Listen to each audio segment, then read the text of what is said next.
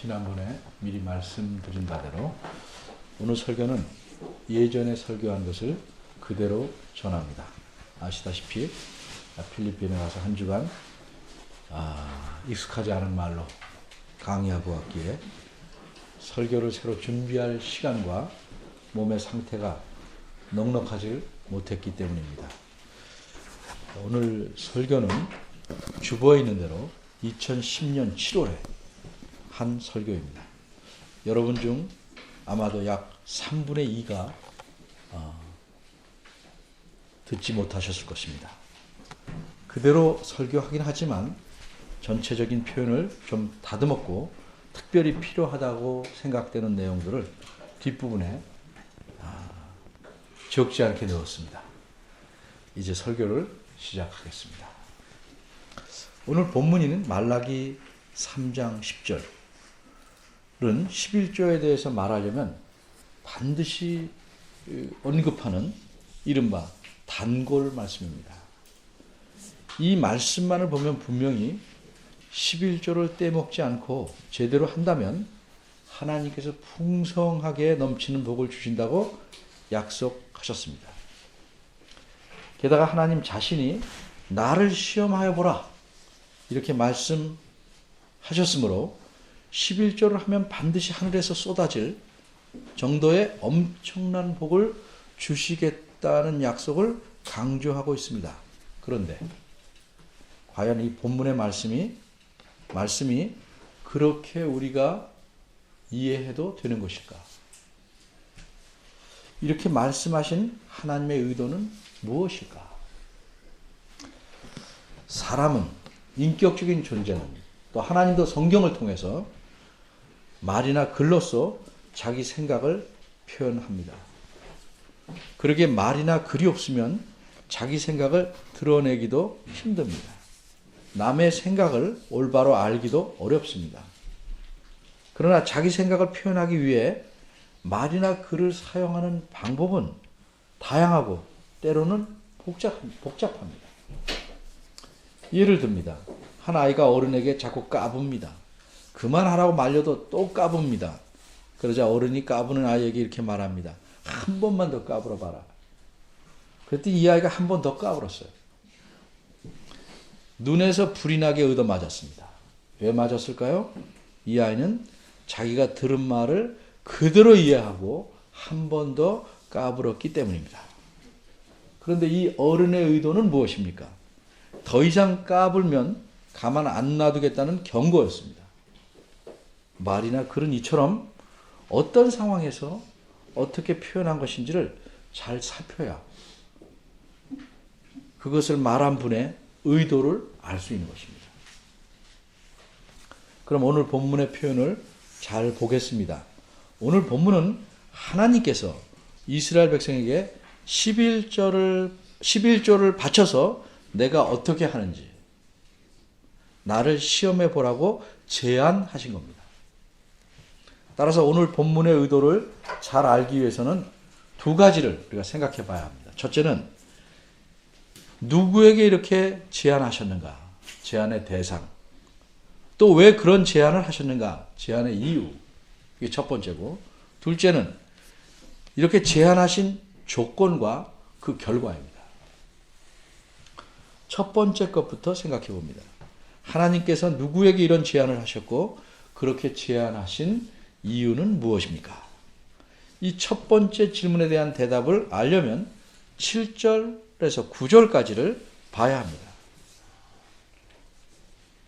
먼저 9절부터 보겠습니다. 9절은 원문대로 말하면 우리말 순서와는 달리 너희가 저주를 받고 있는 중이다로 시작합니다. 이것이 우리말에서는 후반절에서 너희가 저주를 받았느니라고 표현되어 있습니다. 그래서 이 말이 마치 이전에 저주를 너희가 받은 적이 있다는 뜻으로 오해될 수가 있습니다. 그런데 이 말씀의 분명한 뜻은 지금 너희, 즉 이스라엘 백성이 하나님의 저주를 받고 있는 중이다 라고 말씀하는 겁니다. 이들은 어떤 저주를 받고 있는가? 9절에서는 분명하게 드러나지 않지만 저 뒤에 11절을 보면 그들이 현재 받고 있는 저주가 어떤 것인지 알 수 있습니다. 그들이 받고 있는 저주는 이렇습니다. 그들이 먹고 살기 위해서 짓는 농사가 다 망하고 있습니다. 벌레들이 곡식과 과일 열매들을 다 먹어치우고 포도도 따기도 전에 다 떨어져 버려서 수확이 엉망입니다. 이렇게 농사를 망치고 있습니다. 그러니까 그들의 삶은 빡빡하고 가난하고 궁핍하기가 이루 말할 수 없습니다. 그런데 이들에게 이 가난함보다 더 크고 심각한 문제는 어째서 자신들이 그런 저주를 받고 있는지 이유조차 모르고 있다는 데 있습니다. 우리말 성경에서 9절의 앞부분은 그들이 저주를 받게 된 이유만을 말하는 것 같이 보입니다. 그런데 원문을 좀 더 들여다보면 중요한 사실을 알 수 있습니다. 이 원문대로 말하면 9절 하반절, 우리말 성경에서는 9절 상반절이 이렇게 말합니다. 그런데도 이렇게 저주를 받고 있는데도 나를 너희 온 나라가 도적질하고 있는 중이구나. 이들이 즉 이스라엘 백성이 전체가 여전히 행하고 있는 짓이 있는데 그게 도적질입니다. 저주를 받는 중에도 여전히 도적질을 계속하고 있습니다. 그러니 이들은 무엇 때문에 자신들이 하나님에게 저주를 받고 있는지를 모르는 겁니다. 그런데 이들이 도적질하는 게 무엇입니까? 원문대로 말하면 하나님께서는 그런데도 나를 너희 온 나라가 도적질하고 있는 중이다. 이렇게 말씀합니다. 이들이 도적질하는 것은 다른 사람이 아니고 하나님을 도적질합니다. 어떻게 하나님을 도적질할 수 있겠습니까? 어떻게 사람이 하나님을 훔쳐갈 수 있겠습니까? 그래서 이런 표현은 하나님의 것, 하나님께서 중요하다고 생각하는 것, 그것을 가리킵니다. 그래서 아예 우리말 9절에서는 나의 것을 이렇게 바꿔서 표현했습니다. 나의 것을 도적질하였다. 하나님께서는 11조를 이스라엘 백성에게 반드시 의무적으로 내게 하셨습니다. 그 11조로 제사장들과 레위인들 또 성전에서 노래하거나 봉사하는 자들이 먹고 살 수 있도록 하셨습니다. 하나님께서 이스라엘 다른 지파들에게는 모두 땅을 나눠줘서 그 땅에서 나는 것들을 그 땅을 일궈서 먹고 살게 하셨지만 성전에서 하나님을 제사하는 일에 시중드는 모든 제사장들과 레위인들에게는 땅을 주지 않으셨습니다. 그 일에 집중하고 그 대신 너희는 다른 사람들이 낸 11조로서 먹고 살도록 하셨습니다.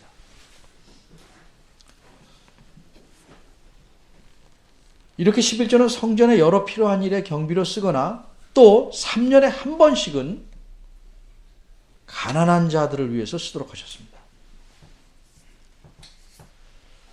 이렇게 11조는 하나님께서 자기 백성 전체가 더불어서 하나님을 잘 섬기게 하고 하나님의 모든 백성이 땅을 받지 못한 유업으로 받지 못한 자들에게까지도 궁핍하지 않게 살아가도록 하기 위해서 시행한 조치입니다. 이른바 하나님의 핵심적인 정책입니다. 그래서 11조를 꼭 바치도록 의무로 만드신 겁니다. 그런데 이스라엘 백성은 11조를 성실히 바치지 않았습니다. 10절에 보면 온전한 11조를 창고에 드리라. 이게 성전에 있는 창고입니다. 그 창고에 드리라고 말씀합니다. 온전하다는 것은 곧 11조, 즉 자신의 곡식과 가축 등에서 제대로 하나님이 정한 대로 11조를 떼서 바치는 것을 의미합니다. 제물로 바치는 것을 남들이 보면 그것이 나쁜 건지 좋은지 어느 정도 드러납니다.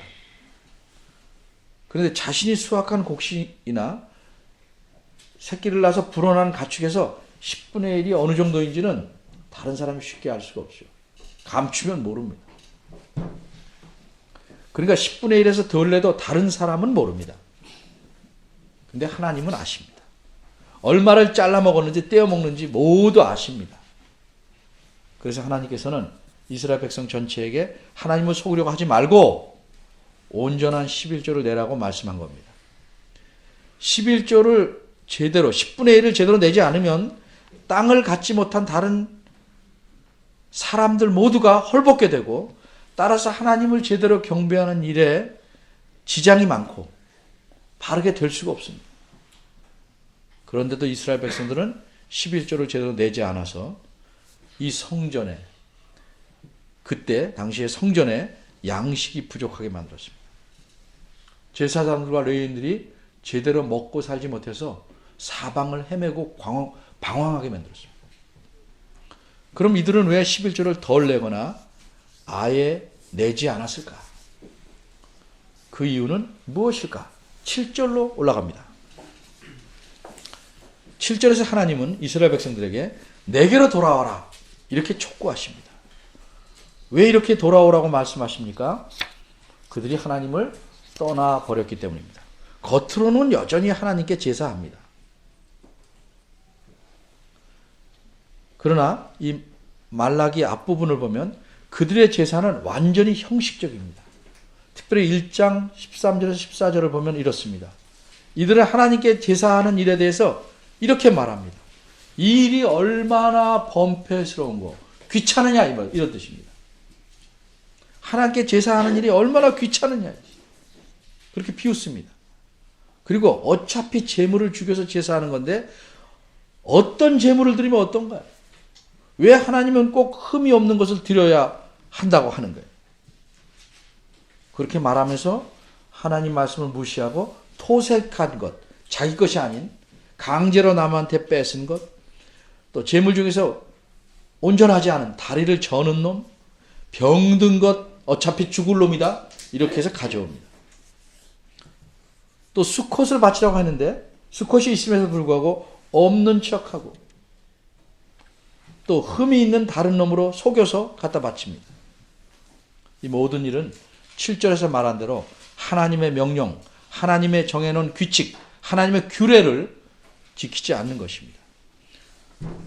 하나님의 규례를 지키지 않는 건 무슨 뜻입니까? 하나님을 무시하고 하나님을 등 돌린 겁니다. 저버린 겁니다. 이렇게 하나님에게서 그들은 떠났습니다. 사람들도 다시 안 보려고 하면 막대하는 경우가 있는 것처럼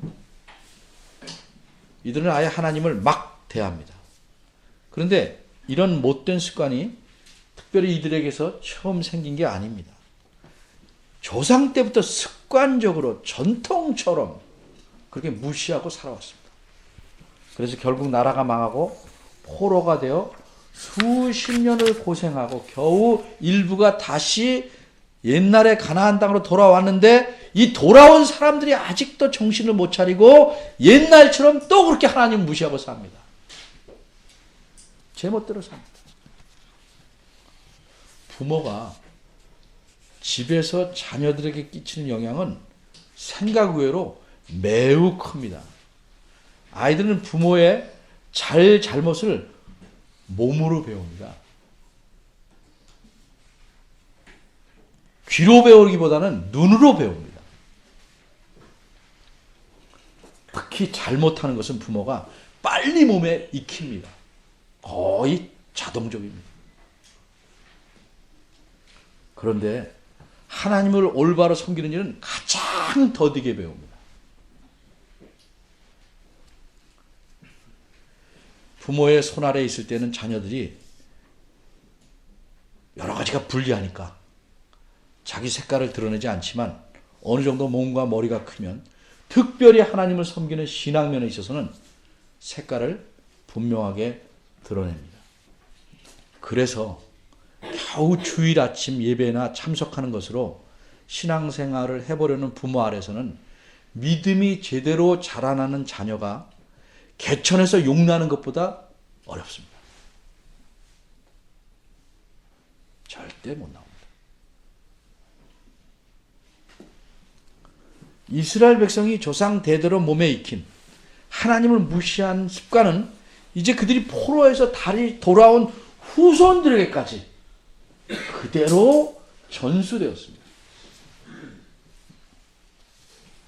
그런데 하나님께서는 이런 백성들을 아예 내치시지 않고 또 돌아오라고 권하십니다. 7절에 보니까 하나님께서 내게로 돌아와라. 그리하면 나도 너희에게 돌아가리라. 이렇게 말씀합니다. 하나님께서도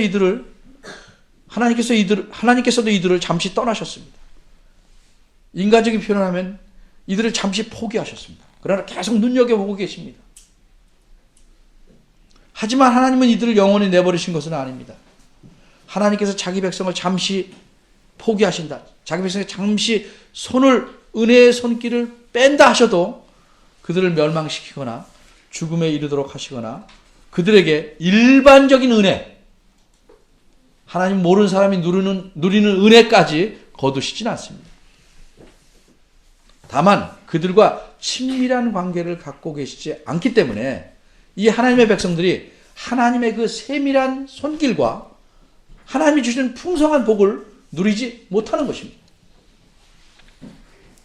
사실 오늘날도 마찬가지입니다만 하나님과 함께 사는 삶이 그 삶과 하나님 없이 사는 삶의 차이를 일상생활에서 전혀 알거나 느끼지 못하는 사람에게는 하나님께서 나를 잠시 지금 포기하고 있어도 그것의 아픔이나 슬픔을 전혀 알 길도 없고 느끼지도 못합니다.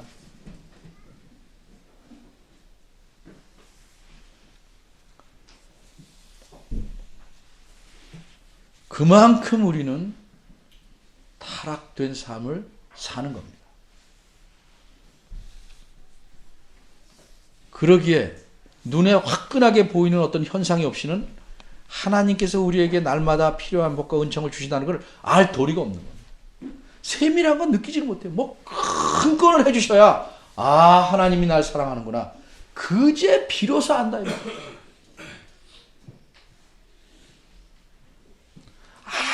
아무것도 일어나지 않는 것 같은 삶에 얼마나 세밀하게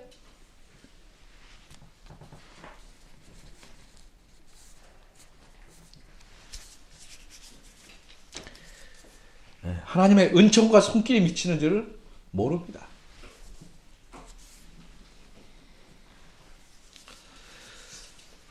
어쨌든 이렇게 못된 백성들이지만 그래도 하나님께서는 그들이 여전히 하나님의 백성이기에 돌아오라고 간절히 권하십니다. 그들에게 뭐라고 말씀하는지 아십니까? 7절 끝부분입니다. 근데 이들은 뭐라고 말합니까? 우리가 어떻게 하여야 돌아가겠습니까? 라고 묻습니다. 정신 차린 것 같습니까? 이 말의 뜻은 하나님 저희도 돌아가고 싶은데 방법을 모르니 알려주십시오. 아닙니다.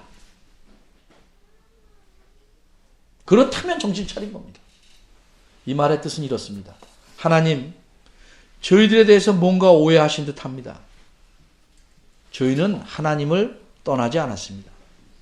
그런데 자꾸 저희에게 돌아오라 말씀하니 우리는 그 말씀에 동의할 수는 없지만 도대체 어떤 면에서 우리가 돌아가야 한다는 것입니까? 이렇게 묻는 것입니다.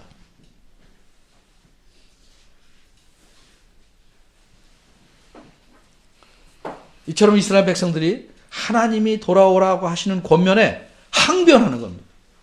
항의하는 질문을 던지는 겁니다. 자신들이 하나님께서 떠났다는 사실조차도 모르니 계속 하나님의 저주를 받고 있는 중에도 여전히 저주받을 짓을 하고 있을 수밖에 없습니다. 8절입니다. 우리들은 하나님을 떠나지 않았다. 하나님의 규례를 잘 지키고 있다고 말하는 이스라엘 백성에게 너희들이 과연 그러냐? 하나님께서 너희들은 그렇지 않다는 사실을 입증할 수 있는 결정적인 증거를 하나 말씀합니다. 삶 전반이 하나님 말씀을 어기지만 그들이 도무지 부인할 수 없는 대표적이고 결정적인 하나를 제시합니다. 그것이 뭐냐면 한마디로 도적질입니다.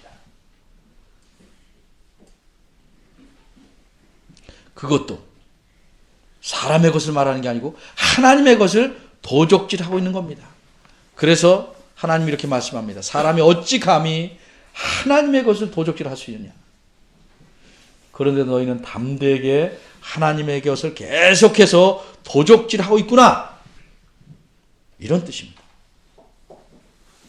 그런데 이들은 여기서 또다시 이렇게 들으면 양심의 가책을 헐말을 못해야 정상인데 정상이 아니니까 또 항변합니다. 우리가 감히 어떻게 하나님의 것을 도적질하였습니까? 무슨 뜻입니까? 자신들은 억울하다는 겁니다. 하나님의 것을 우리가 어찌 감히 도적질합니까? 그런 일은 꿈에도 생각해 본 적이 없다는 식으로 항변합니다. 그러면서 뭐라 그래요? 자꾸 하나님 그렇게 말씀하시니 우리가 도적질하였다면 무엇을 했는지 또 말씀해 보십시오. 증거를 내라 이거죠. 그러자 하나님께서는 다시 결정적이고 대표적인 증거 두 가지를 말씀합니다. 그래, 그것은 11조와 헌물이다. 이렇게 말씀합니다. 11조에 대해서는 앞에서 말씀드렸고, 헌물이란 무엇인가? 간단히 말하면 헌물은 자기가 자원해서 드리는 모든 재물을 가리키는 겁니다. 자원해서 드리겠습니다 하고도 안 드립니다.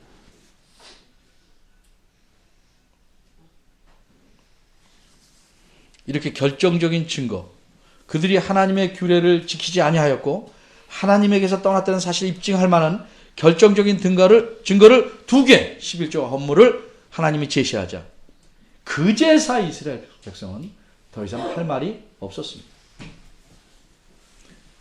그러니까 자신들이 하나님에게서 떠나 있다는 사실을 부인할 길이 없습니다.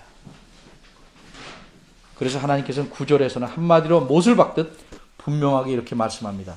너희가 하나님을 떠났기에 저주를 받고 있는 것이고 그런 가운데서도 여전히 하나님의 것을 도적질하고 있기 때문에 저주가 계속되고 있는 것이다. 그래서 하나님께서는 이렇게 하나님 것을 도적질 계속하고 있는 이스라엘 백성 전체에게 오늘 10절 말씀과 같은 아주 도전적인 제안을 하신 겁니다. 왜 이렇게 제안했습니까? 비록 그들이 여전히 도적질하고 하나님에게 멀리 떨어져 있다 할지라도 하나님에게로 돌아오길 바라시기 때문에 이런 제안을 하신 겁니다. 이제 두 번째로 생각할 것은 이렇게 하나님께서 제안하신 조건과 그 결과가 무엇인지 살펴봐야 합니다.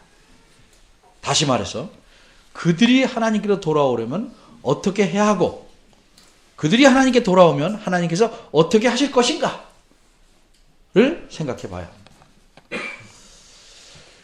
오늘 보면 10절을 보면 온전한 11조를 성전의 창고에 들여서 성전에 양식이 있게 하고 그래서 이 양식으로 제사장과 레위인들이 먹고 살게 하는 거죠. 이렇게 11조를 내면 내가 과연 약속한 대로 하는지를 확인해 봐라. 시험해 봐라. 이런 뜻입니다. 다시 한번 말씀드리지만 온전히 11조를 내라고 하신 것은 돌아온 표시, 회개한 증거로 그것을 내라고 말씀한 겁니다. 단순히 11조만 내라는 것 아닙니다. 이미 8절에서 대표적인 증거로, 도둑질한 대표적인 증거로 11조와 헌물을 말씀했습니다. 그런데 10절에서는 헌물이 빠지고 11조만 있습니다.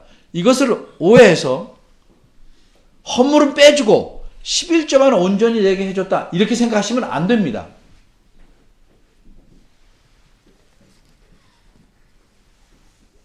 (11조와) 헌물을 이미 수많은 도적들 중에서 대표적인 예로 말씀한 거기 때문에 그런 같은 성격으로 10절에서는 11조만 말씀한 것입니다.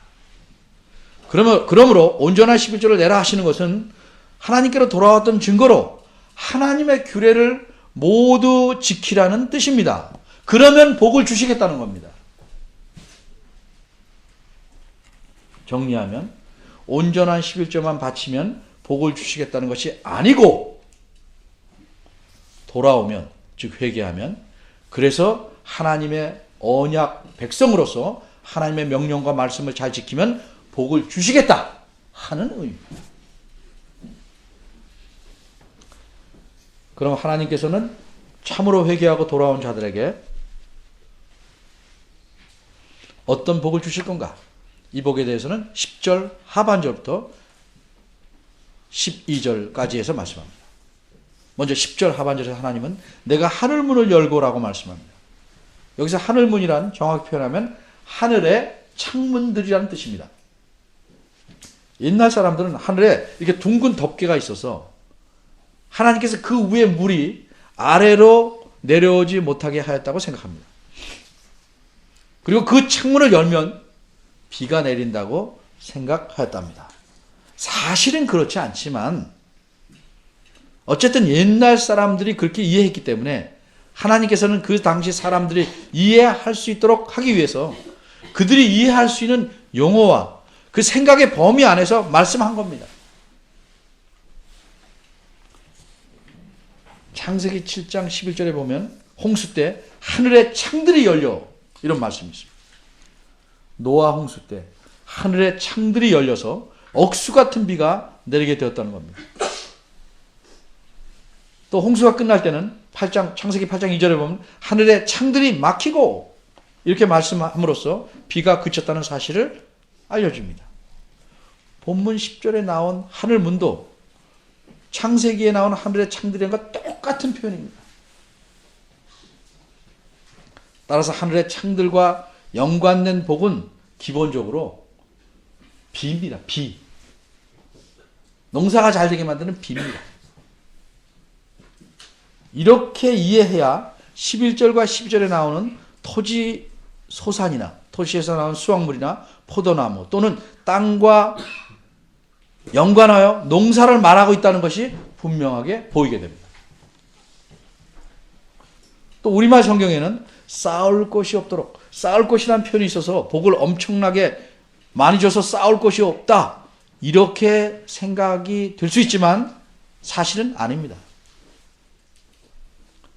요즘은 우리말 성경에서 인쇄할 때 이 조그만 글씨가 많이 없어졌습니다. 전에는 성경의 원문에는 없지만 말이 잘 이해되도록 하기 위해서 어떤 낱말을 넣으면 그것을 조그만 글씨로 인쇄했습니다. 여기서 쌓을 곳이라는 표현이 바로 조그만 글씨에 해당하는 겁니다. 원문에는 없습니다.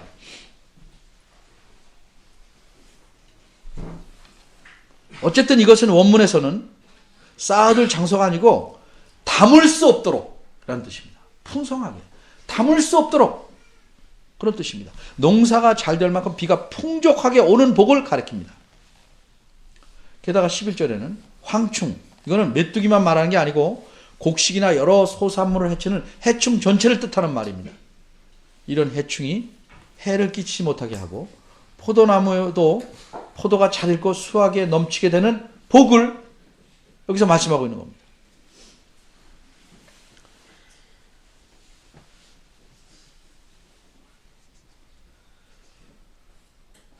이거 왜 이렇게 말씀하는가? 이 사람들은 잘 압니다. 레위기 26장에 보면 18절에서 20절 188쪽인데 거기서 이런 말씀을 했습니다. 너희가 내게 청종치 아니하면 내가 너희의 세력으로 인한 교만을 꺾고 너희 하늘도 철과 같게 하고 비가 안 내리게 한다 이거죠. 너희 땅으로 녹과 같게 하리니 곡식이 안 난다는 거죠. 너희 수고가 헛될지라 땅은 그 산물을 내지 아니하고 땅의 나무를 그 열매를 맺지 아니하리라. 이게 저주의 말씀이었습니다. 너희가 내게 돌아오면 이런 저주가 완전히 사라진다는 겁니다. 너희가 내게 돌아오면 이런 저주의 상태가 없어지고 오히려 복을 받게 된다는 겁니다. 하나님의 저주라는 건 복과 정반대입니다. 복을 받으려면 어떻게 됩니까? 저주가 있는 상태에서 복을 받는 게 아니고 저주가 없어지고 다시 반대쪽 복 쪽으로 최고의 상태에 이르는 게 하나님의 복을 받는 겁니다. 따라서 이것은 하나님의 언약을 잘 지키면 하나님께서 주시겠다고 하는 그 언약의 축복입니다. 그러기에 모든 나라들이 이 땅을 부러워하며 하나님의 복을 받은 땅이라고 칭송합니다. 그런 언약의 복을 주시겠다고 여기서 약속한 것입니다. 그리고 이 약속이 얼마나 분명하고 확실한지에 대해서는 10절, 11절, 12절 각 절마다 망굴의 여호와가 이르노라 는 표현으로 나타내고 있습니다. 정리하면 하나님께서는 오늘 본문에서 진정으로 회개하고 하나님께 돌아오기를 제안하신 거고, 그렇게 돌아오면 이미 약속하신 언약의 복을 넘치게 주시겠다고 말씀한 겁니다. 돌아왔다는 표시로 11조를 드리라고 말씀하셨듯이 넘치는 복을 주시겠다는 약속도 농사를 예를 들어서 말씀한 겁니다. 그러므로 오늘 본문은 결코 11조를 잘하면 복을 넘치게 주시겠다는 말씀이 아닙니다. 이스라엘 백성은 하나님과 언약으로 맺은 백성이기에 그들이 비록 하나님에게서 떠나 저주를 받은 상태에 있었지만 그들이 회개하고 돌아와서 하나님께서 주시는 그 언약에 약속된 축복을 풍족하게 받기를 하나님이 바라심으로 하나님께서 그렇게 제안하신 말씀입니다. 그럼 우리는 어떻습니까? 여러분이 알든 모르든 인정하든 안 하든 예수님을 믿는 사람들은 한 사람도 예외 없이 언약으로 맺어진 하나님의 백성입니다. 옛날 이스라엘과 같이 하나님의 백성입니다. 그럼 어떻게 그렇게 우리가 되었습니까? 예수 그리스도께서 우리를 대표해서 중보자로서 새 언약을 맺으셨기 때문입니다. 마지막 6월절 식사를 제자들과 하시면서 뭐라고 하셨습니까? 이 자는 내 피로 세우는 새 언약이니 곧 너희를 위하여 붓는 것이다. 이렇게 말씀했습니다. 그리스도께서 십자가에 죽으심으로 스스로 희생 제물이 되신 것이고 이로써 우리를 대표해서 하나님과 새로운 언약을 맺으신 겁니다. 따라서 그리스도 때문에 우리도 하나님의 언약 백성이 됐고 언약 백성이 되었으니까 우리의 주인이신 하나님께 행해야 될 의무가 생긴 것입니다. 그 의무는 무엇인가? 온 마음과 몸과 뜻을 다하고 힘을 다하여 주 하나님을 사랑하며 섬기는 겁니다. 이렇게 헌신하는 표시 중 하나가 구약시대에는 11조를 드리는 것이었습니다. 그런데 이 헌신하는 주님께 헌신하는 정신이 11조에 담겨있던 정신이 신약시대에는 헌금 안으로 들어와 있게 된 것입니다. 예를 들면 옛날에는 물을 떠다 드려 물을 먹는 거죠. 그거를 담는 것이 바가지였습니다. 그걸 바가지를 받는 사람이 바가지 먹는 게 아닙니다. 물을 먹는 거예요. 근데 오늘날에는 똑같이 물을 먹을 때 바가지보다는 컵에 다 담아옵니다. 그 안에 물을 먹습니다. 그러니까 옛날에 가르치는 내용에 물이라는 건 같습니다. 그것을 담는 그릇이 신약시대는 달라진 겁니다. 그러니까 11조에 그 담긴 정신이 오늘날에는 우리가 드리는 모든 헌금 안에 그대로 배어 들어온 것입니다. 따라서 정확히 말하면 오늘날 우리가 드리는 헌금이 본질적으로 아까 말한 물과 같이 본질적으로 11조와 같은 겁니다. 헌금 전체가 11조입니다. 그러게 오늘날도 구약시대와 같은 방법으로 11조를 내야 한다고 주장하는 것은 우리가 모여서 예배할 때 구약시대에도 소나 양 같은 정물을 제물로 드렸으니까 우리도 지금 그렇게 해야 된다 라고 주장하는 것과 같습니다.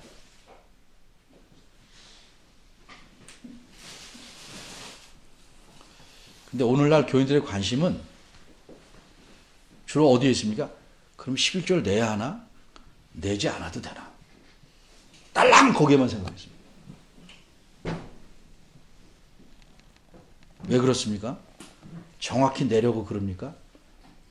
더 내면 큰일 나니까.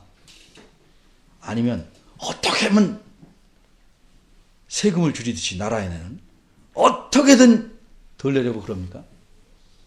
왜 거기에 그렇게 관심이 많습니까? 한마디로 정리합니다. 뒷말까지 잘 들으셔야 됩니다. 11조는 내야 합니다. 그러나 구약시대와 같은 방법으로 내야 하는 것이 아닙니다.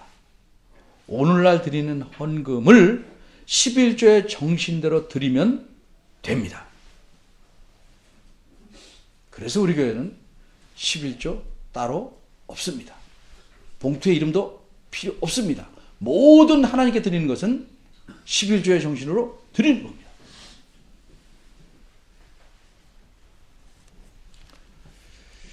그런데 잊지 말아야 될 중요한 사실이 있습니다. 구약시대에도 단지 11조만 바치면 다 되는 것이 아니었다는 사실입니다. 구약시대에는 11조가 헌신의 한 가지 표시였습니다. 헌신이라는 게 뭡니까? 헌신이라는 건 하나님께서 나의 주인이다. 모든 것이 하나님에게서 온 것이다. 내가 가진 모든 것은 하나님의 것이라는 사실을 인정하고 그렇게 감사하고 순종하며 베풀며 살아가는 겁니다. 이게 헌신입니다.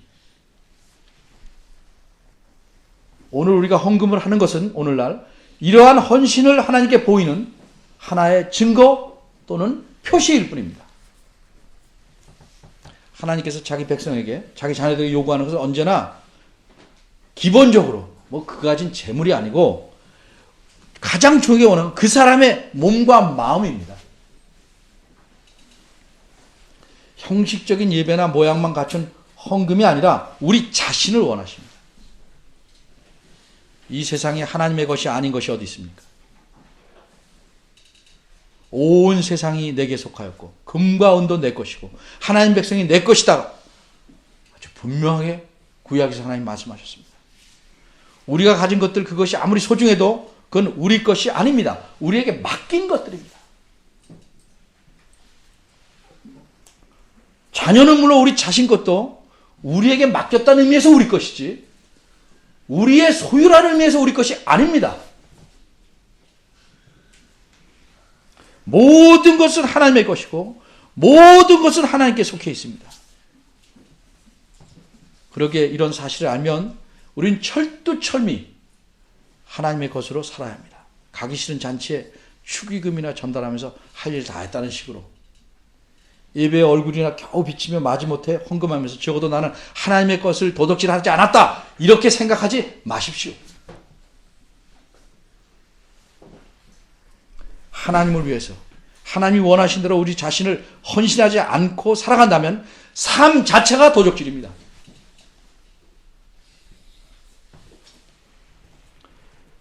그런데도 우리에게 소망이 있으면 비록 우리의 삶이 현재는 도덕질이라 할지라도 우리가 하나님께로 돌아가면 기꺼이 우리를 받아주신다는 사실이 있습니다.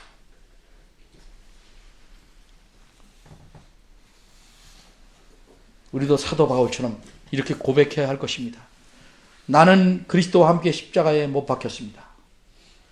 이제 살고 있는 것은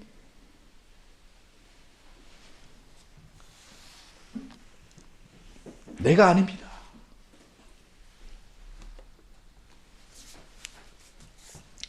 그리스도께서 내 안에 살고 계십니다. 내가 지금 육신 안에서 살고 있는 삶은 나를 사랑하셔서 나를 위하여 자기 몸을 내어주신 하나님의 아들을 믿는 믿음 안에서 살아가는 것입니다. 성도 여러분, 날마다 한 걸음씩이라도 하나님께 가까이 다가가서 그리스도 안에서 넘치는 행복과 평안과 보람 있는 삶을 누리시기를 바랍니다. 기도하겠습니다.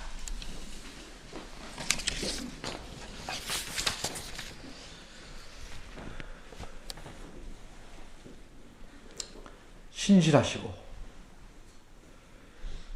긍휼이 풍성하신 하나님, 저희들도 이 말라기 시대의 백성들처럼